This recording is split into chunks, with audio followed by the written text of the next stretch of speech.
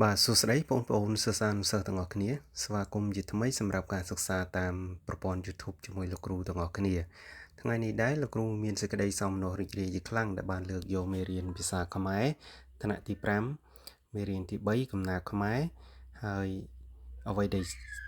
ខ្លឹមសារដែលយើងត្រូវសិក្សានៅថ្ងៃនេះគឺគំនិតសំខាន់របស់អត្ថបទបាទអញ្ចឹងយើងត្រូវសិក្សាគំនិតសំខាន់របស់អត្ថបទប៉ុន្តែមុននឹងយើងចាប់ផ្ដើមចូលទៅសិក្សាមេរៀនរបស់យើងឥឡូវលោកគ្រូសូមធ្វើការកំណែកិច្ចការផ្ទះដែលលោកគ្រូបានដាក់ឲ្យដែលយើងធ្វើនៅថ្ងៃមុនជាងទាំងអស់គ្នាបានធ្វើរួចរាល់នៅទាំងអស់គ្នាបាទអញ្ចឹងការតែងរបស់ដោយប្រើគុណនាមកម្មសិទ្ធិកាលពីថ្ងៃមុនលោកគ្រូបានដាក់ឲ្យហ្នឹងមានពាក្យវាពាក្យគាត់ពាក្យយើងពាក្យនាងខ្ញុំគេនិងពាក្យឯងអញ្ចឹងបានធ្វើរួចរាល់នៅចឹងបើបានធ្វើរួចរាល់គុណទាំងអស់គ្នាយើងផ្ទៀងផ្ទាត់ជាមួយលោកគ្រូណាអញ្ចឹងពាក្យវាអញ្ចឹងរបស់ទី1លោកគ្រូតែងថាផ្ទះវានៅឆ្ងាយណាស់អញ្ចឹងពាក្យវានឹងបញ្ជាក់លក្ខណៈជាម្ចាស់កម្មសិទ្ធិរបស់ផ្ទះរីឯទី2ពាក្យគាត់អញ្ចឹងសាលារៀនគាត់មានសិស្សច្រើនអញ្ចឹងគាត់នេះសំដៅទៅលើម្ចាស់កម្មសិទ្ធិនៃសាលារៀនហើយពាក្យមួយទៀតពាក្យយើងថ្នាក់រៀនយើងជាថ្នាក់រៀនគំរូចឹងពាក្យយើងសម្គាល់ទៅលើម្ចាស់នៃថ្នាក់រៀនហើយទី4ពាក្យនាងបាទអញ្ចឹងសៀវភៅរឿងនិទាននាងសម្បូររឿងនិទានល្អល្អអញ្ចឹងពាក្យនាងហ្នឹងគឺសម្គាល់ទៅលើម្ចាស់នៃសៀវភៅរឿងនិទានរីឯពាក្យបន្ទាប់ពាក្យខ្ញុំអញ្ចឹងថ្ងៃមុនប៉ាខ្ញុំបាននាំខ្ញុំទៅលេងកំពង់សោមអញ្ចឹងនៅត្រង់របស់ទី5នេះទាំងអស់គ្នាឃើញលោកគ្រូ highlight ពាក្យខ្ញុំពណ៌ក្រហមហើយខ្ញុំមួយទៀតពណ៌រៀងព្រិលបាទពណ៌ខៀវរៀងព្រិលហ្នឹងអញ្ចឹងលោកគ្រូចង់បញ្ជាក់ថាពាក្យខ្ញុំនេះគឺខាងមុខក្រហមនេះប៉ាខ្ញុំនេះសំដៅទៅលើម្ចាស់កម្មសិទ្ធិនៃប៉ាអញ្ចឹងណាប៉ុន្តែពាក្យខ្ញុំខាងក្រោយនេះទៀតវាអត់នៅជាប់នាមទេអញ្ចឹងវាមិនមែនជាគុណនាមកម្មសិទ្ធិទេអញ្ចឹងលោកគ្រូចង់បញ្ជាក់កន្លែងហ្នឹងណាអញ្ចឹងតោះណាទាំងអស់គ្នាបាទអញ្ចឹងចូលដល់ល្បះទី6ដបទឹកឯងទិញនៅឯណាអញ្ចឹងពាក្យឯងនេះបញ្ជាក់លក្ខណៈទៅលើដបទឹកម្ចាស់នៃដបទឹកហើយលោកគ្រូសូមបញ្ជាក់ដែរថាគុណនាមកម្មសិទ្ធិយើងអាចតែងទៅជាល្បះសំណួរក៏បានដែរប៉ុន្តែសំខាន់គឺវាមានពាក្យហ្នឹងនៅក្នុងល្បះហ្នឹងហើយយើងបដោតទៅលើតែពាក្យហ្នឹងទេអញ្ចឹងតោះណាទាំងអស់គ្នាអញ្ចឹងកំណែកិច្ចការផ្ទះរបស់យើងនៅពេលនេះលោកគ្រូសូមបញ្ចប់ត្រឹមប៉ុណ្ណេះហើយ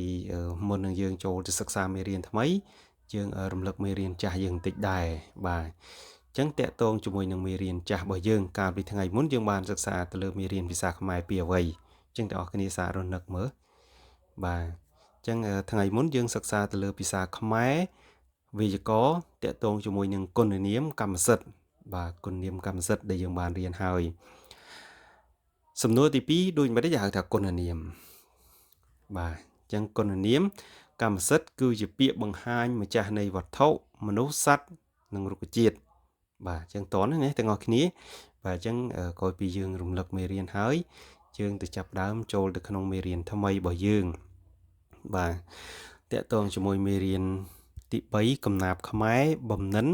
គំនិតសំខាន់របស់អត្ថបទហើយទាំងអស់គ្នាសូមបងប្អូនបើកសភៅពុម្ពមកត្រង់ទំព័រទី37និង38បាទនៅក្នុងសភៅពុម្ពភាសាខ្មែររបស់យើងណាបាទអញ្ចឹងយើងបើកសភៅពុម្ពហើយឥឡូវទៅមើលបំណិនជាមួយលោកគ្រូបាទគំនិតសំខាន់របស់អត្ថបទអញ្ចឹងឥឡូវយើងអានជាមួយលោកគ្រូណា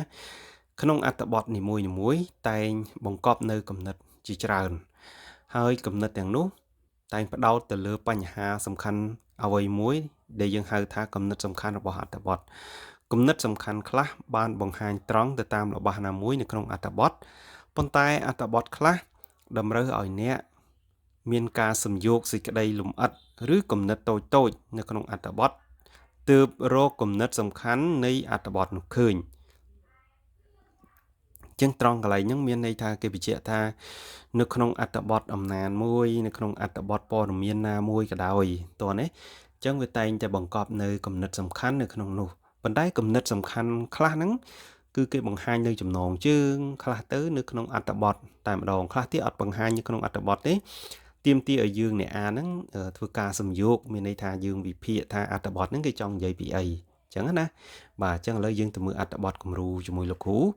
បាទ គេថាចូលអានអត្ថបទខាងក្រោមតើអត្ថបទនេះនិយាយអំពីអ្វីអញ្ចឹងចំណងជើងរបស់វាគឺប្រយោជន៍នៃវិជ្ជាតើលើអានមួយលោកគ្រូអ្នកមានចំណេះវិជ្ជាអាចជួយខ្លួនឯងនិងសង្គមបានល្អប្រសើរអ្នកចេះដឹងអាចមើលឃើញបញ្ហាក្នុងសង្គមនិងចេះដោះស្រាយបញ្ហាបានល្អត្រឹមត្រូវអ្នកមានចំណេះវិជ្ជាពិតប្រាកដអាចយកចំណេះវិជ្ជានោះទៅប្រកបរបរចិញ្ចឹមជីវិតបានសមរម្យគេអាចដឹកនាំជីវិតបានល្អព្រោះមានសមត្ថភាពនិងមានទំនុកចិត្តលើខ្លួនឯងជាពិសេសអ្នកចេះដឹងត្រូវអ្នកផងគោរពនិងស្រឡាញ់រាប់អាននៅគ្រប់ទីកន្លែងហើយចាត់ទុកជាទីប្រឹក្សាដ៏ល្អអញ្ចឹងគំនិតសំខាន់នៅក្នុងអត្ថបទដែលលោកគ្រូបានអានឲ្យយើងបាញ់មិញនេះគឺបាទអត្ថបទរបស់វាហ្នឹងគឺគេចង់និយាយអំពីអ្នកមានចំណេះវិជ្ជាអាចជួយខ្លួនឯងនិងសង្គមបានល្អប្រសើរអញ្ចឹងអាហ្នឹងគឺជាគំនិតសំខាន់របស់អត្ថបទដែលយើងបានអានជាមួយលោកគ្រូបំបញ្ញមិញហ្នឹងបាទអញ្ចឹងឯល្បះផ្សេងទៀតនៅក្នុងអត្ថបទគ្រាន់តែជួយបំភ្លឺបកស្រាយអត្ថន័យគំនិតសំខាន់របស់អត្ថបទហ្នឹងឲ្យកាន់តែច្បាស់ថែមទៀតតែប៉ុណ្ណោះឯងតោះនេះចឹងទាំងអស់គ្នាអញ្ចឹងបញ្ញត្តិបាទគំនិតសំខាន់របស់អត្ថបទបង្ហាញន័យរួមរបស់អត្ថបទបាទចឹងត្រង់កន្លែងហ្នឹងណាឥឡូវយើងចូលទៅលំហាត់ជាមួយលោកគ្រូទាំងអស់គ្នាបាទអញ្ចឹងគេថាចូលអានអត្ថបទខាងក្រោមរួចប្រាប់ពីគំនិតសំខាន់របស់អត្ថបទអញ្ចឹងក្នុងលំហាត់នេះចំណងជើងគេនិយាយអំពីបឹងទន្លេសាបតោះលើអានជាមួយលោកគ្រូហើយទាំងអស់គ្នាគិតនិងសាកល្បងពិនិត្យមើលថាអត្ថបទហ្នឹងគេចង់និយាយអំពីអ្វី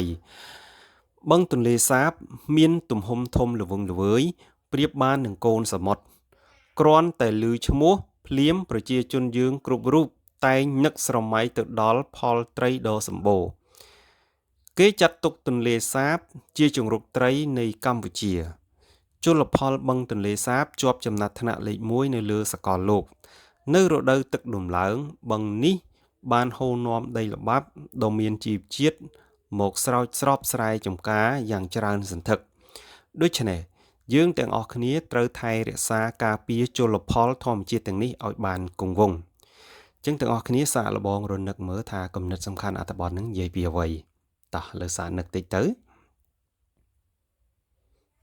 បាទតោះអញ្ចឹងក្រោយពីនឹកហើយទៀងទាត់ជាមួយនឹងលោកគ្រូទាំងអស់គ្នាអញ្ចឹងចម្លើយរបស់អត្ថបទហ្នឹងបាទគឺគំនិតសំខាន់របស់អត្ថបទហ្នឹងគឺគេចង់និយាយអំពីអត្ថប្រយោជន៍នៃបឹងទន្លេសាបបាទអញ្ចឹងពីព្រោះអត្ថបទហ្នឹងក្នុងរបស់ទាំងអស់ហ្នឹងគេនិយាយរៀបរាប់ផ្សេងទៀតតាក់ទងជាមួយនឹងផលប្រយោជន៍នៃបឹងទន្លេសាបហ្នឹងតោះនេះយើងទាំងអស់គ្នាបាទអញ្ចឹងដូចជាមេរៀនយើងមានប៉ុណ្្នឹងឯងហើយទាំងអស់គ្នាមានចម្ងល់អ្វីអាចសាកសួរលោកគ្រូបន្ថែមបានណាអញ្ចឹងលោកគ្រូសូមបញ្ចប់មេរៀនតែប៉ុណ្្នេះរាល់ចម្ងល់យើងអាចខមមិនសាកសួរលោកគ្រូនៅក្នុងYouTube របស់លោកគ្រូបានហ្នឹងហើយអញ្ចឹងលោកគ្រូសូមបញ្ចប់មេរៀនតែប៉ុណ្្នេះអរគុណច្រើនសូមជម្រាបលា